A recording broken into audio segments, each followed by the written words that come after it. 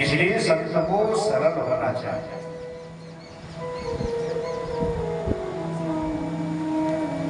संत का आभूषण क्या है? तितिक्षवः कारुणिकः सुहृदः सर्वदेहिनाम् अजातशत्रवः शान्तः साधवः साधुभूषणः। तो संत महात्माओं का आभूषण क्या है? संत का लक्षण क्या है? कि तितिक्षवः, पहला लक्षण है तितिक्षवः, यानी संत को सहनशील होना चाहिए।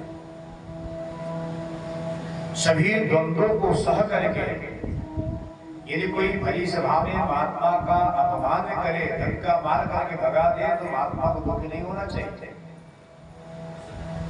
कोई महात्मा को यदि मोती का माला पहना दिया, सोने का माला पहना दे, तो उससे महात्मा को प्रसन्न भी नहीं होना चाहिए।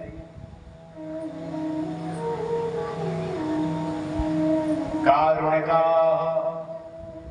आत्मा को करुणावान भी होना चाहिए। करो किसी के दुख को देखो तो आत्मा को दुखी हो जाना चाहिए। और जिसके अंदर यह लक्षण नहीं है वो महात्मा हो ही नहीं सकता। जो देश बनाया महात्मा बनना सरल है, लेकिन महात्मा के पथ पे चलना यह सरल नहीं होता। जैसे डॉक्टर के, इंजीनियर का, पुलिस किसी ऑफिसर का ट्रेनिंग होता है, उसी प्रकार महात्मा का भी ट्रेनिंग होता है। जो दंडी स्वामी वगैरह होते हैं ऐसे थोड़ी होते हैं, उनका ट्रेनिंग होता है। जो असली संत होते हैं, जिसकी असली ट्रेनिंग होती है, वही संत महात्मा कहलाए जाते हैं। कैसे? कोई जब जाता है कि महाराज हमें महात्मा बना दीजिए, तो पहले तो डांट के भगा देगा यहाँ से, बड़ा आया महात्मा बन, जा अपने घर अपना काम करो। और जब बच्चा जिद करता है मुझे महात्मा बनना ही है, बनना ही है, तब महात्मा जो है उसकी परीक्षा चाहिए। महात्मा बनेगा देगा। बेटा जब गर्मी लगेगा ना, गर्मी का समय आएगा तो महात्मा के पास कोई घर नहीं है कि एसी लग जाएगा, कूलर लग जाएगा, पंखा लग जाएगा, तो महात्मा को कभी बगीचे ही बैठना पड़ता है, कहीं कंदराओं में रहना पड़ता है, कहीं पर्वतों में रहना पड़ता है, सभी द्वंद्वों को सहना पड़ता है। जब बच्चा तैयार हो जाता है तब मई जून के समय में, चैत्र वैशाख के समय में जब खूब कड़ाकी गर्मी पड़ती है, उस बच्चे को धूप में बैठा करके चारों तरफ आग जलाते हैं। गर्मी के समय आग इसलिए जलाते हैं, बेटा गर्मी को सहन करो, बर्दाश्त करो, अपने आप को ऐसा बना दो कि तुझे गर्मी ही नहीं लगे। जब बच्चा उस ताप को सह लेता है, तप जाता है,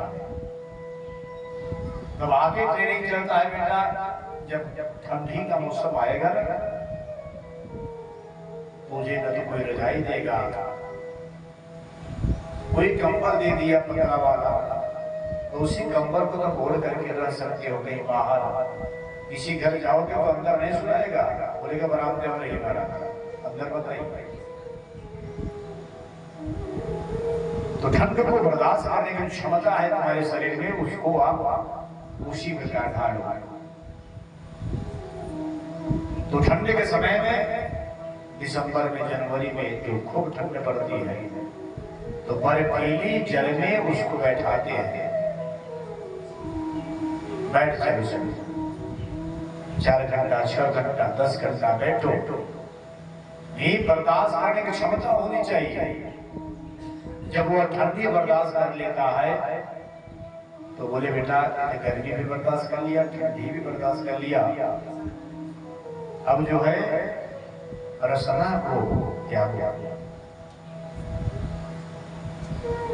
महात्मा के पास आप देखते होंगे एक लकड़ी का पात्र होता है, नारियल का पात्र होता है, उसी को भोजन करते हैं। तो उसका ट्रेनिंग जब आगे चलता है तो जिह्वा को सनसी से पकड़ करके खींचते हैं और खींच करके उसी में अंगारा रखते हैं, जलती हुई अंगारे का, और पकड़े रहते, बेटा बर्दाश्त करो, उसको मारो। जब बच्चा बर्दाश्त कर लेता है तब कहते हैं कि तुम जो है रस नहीं लोगे, ये रसना है। तो महात्मा के उसी लकड़ी के पात्र में दाल चावल माठा दूध दही घी चीनी मीठा सब डाल करके खाते हैं।